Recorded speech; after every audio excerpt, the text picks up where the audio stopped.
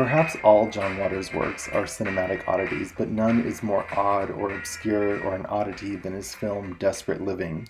The two big reasons it's such an oddity, I think, is one that his superstar, Divine, is absent from the film because he was touring with the Neon Woman. Second attribute to its obscurity could be how the times were changing when it was released originally in 1977. Even though the media kind of misconstrues John Waters' early films like Pink Flamingos and Female Trouble as quote unquote underground films, Pink Flamingos was actually his first mega hit. It ran for 10 years at midnight in New York City and other cities and was more of a main staple of counterculture midnight movies than an arty, forgettable underground films that were produced in the mid to late 60s by people like Andy Warhol and Jack Smith. Female Trouble was a lesser hit, but still had a relatively big premiere and release. Desperate Living did well overseas in Europe, but sort of flatlined here in the US, and was even met with protests from liberal critics and LGBT groups who were furious that a man had the gall to make a film that made fun of lesbians. Like most of Waters' works, it's not an attack on gay people necessarily. It's more of a full frontal attack on kind of suburbia, atomic families, and all around kind of normalcy.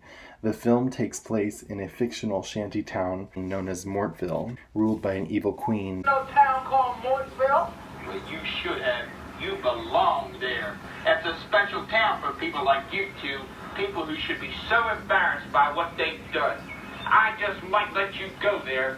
That is, if you cooperate. What do we have to do for you, Sheriff Shitface? So John Waters really horrifies us and grosses us out in really original ways while we're in the town of Mortville, but his acid wit and hilarity stems mostly from the scenes that are devoted to suburban or quote-unquote normal living. So Mink Stole is the lead actress in this. She plays a demented housewife who's just on release from a mental hospital, and she's certain everybody and everything is out to get her, even the trees. Look at those disgusting trees stealing my oxygen. So after murdering her husband with her sister in crime Griselda, played to perfection by the fabulous Jean Hill, and I mean this with utmost respect, but no one, not even Divine, fills the frame quite like Miss Jean Hill. We killed your husband, and I ain't your maid anymore, bitch. I'm your sister in crime. After the murder, they flee to Mortville and shack up with Mole McHenry and her girlfriend, the beyond shabby chic glamazon Muffy Zay Jacques, played by the fabulous burlesque legend Liz Renee. Look her up. Her life story was crazy and just way too much to go on about in this video, but Liz was John Waters' first outsider actress to come into the Dreamland crew. So before all of his movies were cast with either, people he found in Baltimore or his friends, she was the first actress who had, been in Hollywood films and other exploitation films. And this was like what you would call stunt casting. And Liz Renee scenes are my most favorite parts, especially the flashback to her horrible marriage and why she was banished to Mortville, and she kills her babysitter after finding her tripping on acid and having a huge house party, and she even puts the baby in the refrigerator.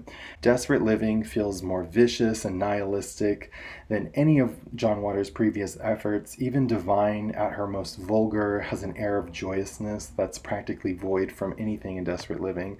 I wouldn't want it any other way, but I think it's really fitting that the film was released in 1977 with all the year punk broke. Even though Divine and John Waters and his gang were kind of punk 10 years too soon, it really lives up to that punk rock attitude and even was released in Europe as Punk's story. Desperate Living is really his trashterpiece. The budget is a little bit bigger than Pink Flamingos or Female Trouble, and so there's more costumes, more sets, more scenarios. It's just a little more lush looking than his previous efforts. Because of political correctness, Desperate Living is probably more offensive now than when it first came out. There's lots of jokes about sex changes and stuff that would never really happen today, but I think that's why I love it. It's exploring gender confines in a graphic, raw, kind of in your face, imperfect way. Nothing, again, like they would do today. And we're examining gender, and it's making fun of it while still being on the side of, being for it too. Most assumed Divine was going to play Griselda, the 350-pound maid, but the role written for Divine was Mole, the butch lesbian. So that would have been a totally new twist for Divine, a man dressed as a woman, dressed as a man again. I think Divine probably would have been marvelous, but when you watch Susan Lowe erupt in her furious performance, it's really great, and there's a real pathos to her character, and it's very unsentimental the whole way through, but it still manages to portray a really three-dimensional psychology to Mole's character. And I think that's what's always so interesting about John Waters' works. It's all about the character studies. And so, for how unprofessionally trained everyone is, it's all very over the top. There's lots of shouting and a monotone, but with incredible precision. That's usually never seen in films with the same kind of budgetary restrictions or exploitive nature. Desperate Living is a great exploitation film for an art house audience. There's plenty of gore and nudity, but there's also a seething political satire about fascism and consumerism. Every single film or work John Waters produced is obviously a decade or two ahead of its time on more than just one level too, and that's why I love his work so much. I can't think of another artist or filmmaker that taught me more about counterculture, highbrow, lowbrow, art house, exploitation than John Waters. So this is sort of my love letter to Desperate Living, and it's a film I think that if you are a hardcore John Waters fan, this one is like one of your favorite ones, maybe next to Female Trouble or Serial Mom. My name is Jacob Lomax, and thank you for watching Strangest Films.